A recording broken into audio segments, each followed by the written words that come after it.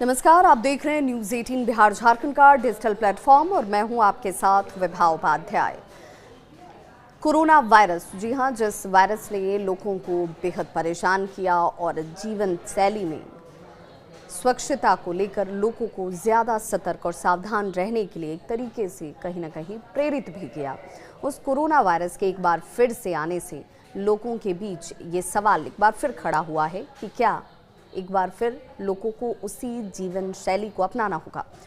Corona virus कहें या फिर कोविड-19, साल 2020 के बाद से इसका खौफ लोगों के बीच खूब देखने को मिला। इस महामारी से दुनिया भर में सैकड़ों लोगों ने अपनी जान तक गंवा दी।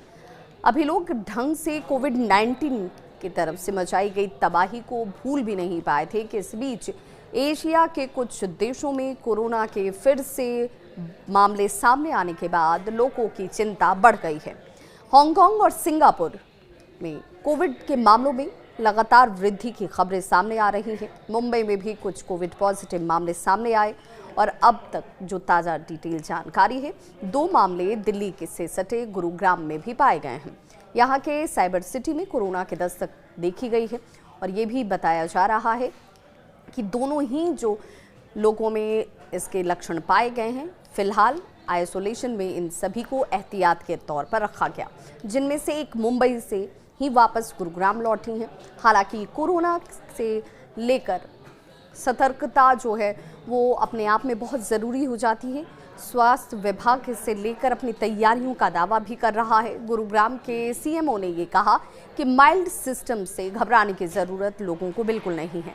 स्वास्थ्य विभाग इसे लेकर पूरी तरह से तैयार है। उन्होंने ये भी कहा कि जुकाम, खांसी होने पर तुरंत डॉक्टर की सलाह आप ज़रूर ले लें।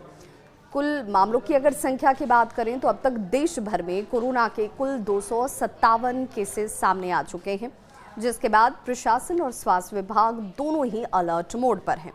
गुरुवार तक गुजरात के अहमदाबाद की बात करें तो कोरोना के 4 नए केसेस दर्ज किए गए। इनमें 84 साल के कोरोना पॉजिटिव मरीज प्राइवेट अस्पताल में इस वक्त इलाजरत हैं।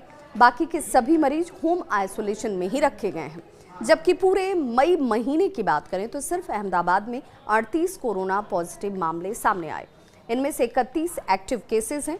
इसके अलावा मुंबई में कोरोना के कुछ मामले जो हैं सामने आए और इनमें 2 केसेस मौत के तौर पर भी दर्ज किए गए हैं। ओडिशा के भुवनेश्वर में भी कोरोना का एक कंफर्म केस सामने आया है।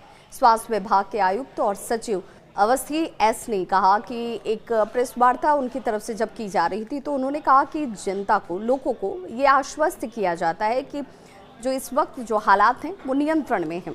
राज्य मिशनरीज किसी भी स्थिति से निपटने के लिए पूरी तरह से तैयार भी है, लेकिन लोगों को भी इसे लेकर सावधानी और सतर्कता बरतनी चाहिए।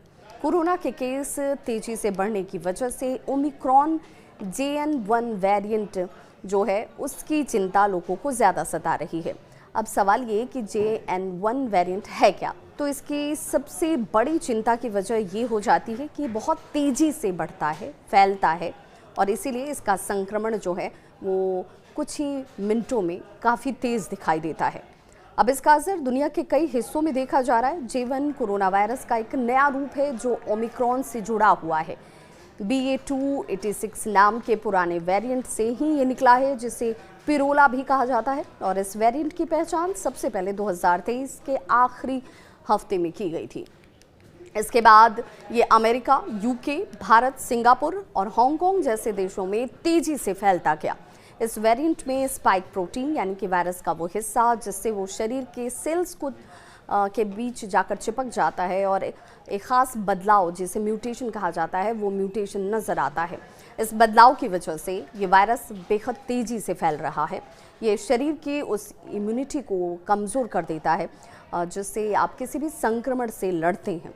वैक्सीन लगवाने या पहले कोविड होने के बाद बनी हुई जितनी भी इस वक्त इम्यूनिटी है उसके बीच ये वायरस जो है वो उसे कहीं ना कहीं एक तरीके से चैलेंज दे रहा है। फिलहाल के अगर आंकड़ों की मुताबिक बात करें तो JN.1 वेरिएंट ओमिक्रॉन के पुराने वेरिएंट्स की तरह ही हैं और इससे गंभीर बीमारी होने का कोई खतरा इस वक्त नज़र नहीं आता।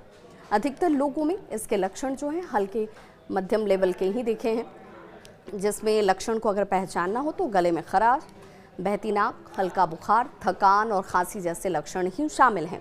इससे पहले भी कोरोना के शुरुआती जो लक्षण होते थे वो इसी तरीके के थे और उसके बाद धीरे धीरे लोगों ने इसके संक्रमण के असर को देखा। उसके बाद उससे फाइट करने के लिए लोगों ने अपनी इम्यूनिटी को बढ़ाना शुरू किया। साफ सफाई से लेकर वैक्सीनेशन तक की प्रक्रिया में वो शामिल हुए।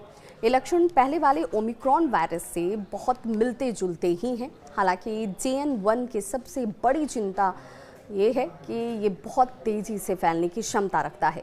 ये वेरिएंट बहुत आसानी से एक व्यक्ति से दूसरे व्यक्ति में फैल सकता है, इसीलिए इसके केसेस भी बहुत तेज़ी से बढ़ रहे हैं और इसी वजह से सतर्कता और सावधानी दोनों बहुत ज़रूरी है। तो घबराएं नहीं, लेकिन इसे ज़रूर ध्यान में रखें कि आप अगर सार्वजनिक स्थानों पर जा रहे हैं, सार्वजनिक चीज़ों को छू रहे हैं तो अपने हाथों को ज़रूर साफ रखें, सैनिटाइजेशन का ख्याल रखें, साफ सफाई जो हर परिस्थिति में आपके लिए ज़रूरी है। इस खबर पर क्या है आपकी राय, बताइएगा ज़रूर। मैं आपकी होस्ट और दोस्त विभा।